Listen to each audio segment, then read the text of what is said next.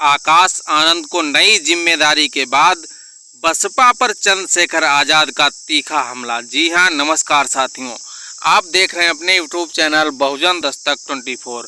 उत्तर प्रदेश स्थित नगीना लोकसभा क्षेत्र से सांसद और आजाद समाज पार्टी के नेता चंद्रशेखर आजाद ने बहुजन समाज पार्टी पर तीखा हमला बोला है। आजाद समाज पार्टी कांशीराम के राष्ट्रीय अध्यक्ष चंद्रशेखर आजाद रविवार को उत्तर प्रदेश स्थित गाजीपुर पहुंचे। यहां उन्होंने त्रिस्तरीय पंचायत चुनाव और 2027 के चुनाव को लेकर कार्यकर्ताओं को जीत का मंत्र दिया। इसके बाद नगीना सांसद ने पत्रकारों से बात की। ये पूछे जाने पर कि बसपा में कौन सी कमी थी जिसे आप पूरा करना चाहते हैं, उन्होंने कहा कि राजनीति में 15 साल का जो सूखा है वह बसपा की वजह से है। अगर सूखा ना होता तो हमारी ज़रूरत नहीं पड़ती। वह सूखा इस बार लोकसभा के चुनाव में भी दिख गया।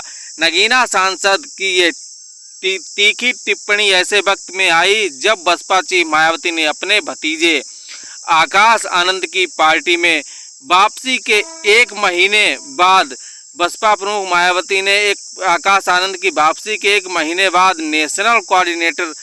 चीफ नेशनल कोऑर्डिनेटर के पद की जिम्मेदारी सौंपी है।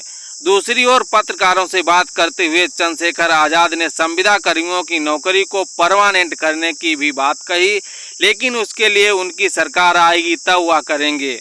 उन्होंने कहा कि जिस तरह से मैं निजी क्षेत्र में आरक्षण का बिल लेकर आया था वह बिल नहीं था, सच्चाई थी। जो होना चाहिए वही संविदा कर्मचारी भाई डरते हैं कि कहीं उन पर कोई कार्रवाई ना हो जाए, इसलिए मैं उन्हें विश्वास दिलाना चाहता हूं। चंद्रशेखर ने कहा कि मैं विश्वास दिलाना चाहता हूं संविदा कर्मियों को कि वह घबराएं नहीं, मैं उनकी सेवा को पक्की सेवा समय आने पर करूंगा। आपको बता दें कि गाजीपुर पहुंचे चंद्रशेखर आजाद ने संविदा कर्मियों के लिए बड़ा ऐलान किया। उन्होंने कहा कि आजाद समाज पार्टी त्रिस्तरीय पंचायत चुनाव 2026 और 2027 का विधानसभा चुनाव अपने बलबूते पर लड़ेगी। आजाद ने विधानसभा चुनाव में सभी सीटों पर लड़ने के संकेत भी दिए।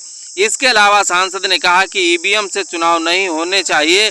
उन्होंने कहा कि इलेक्ट्रॉनिक वोटिंग मशीन के माध्यम से चुनाव कराना लोकतंत्र की पारदर्शिता और जनविश्वास के विरुद्ध है। ये व्यवस्था शासक वर्ग के षड्यंत्र का हिस्सा प्रतीत होती है, जिसका उद्देश्य चुनाव प्रक्रिया को नियंत्रित करना है।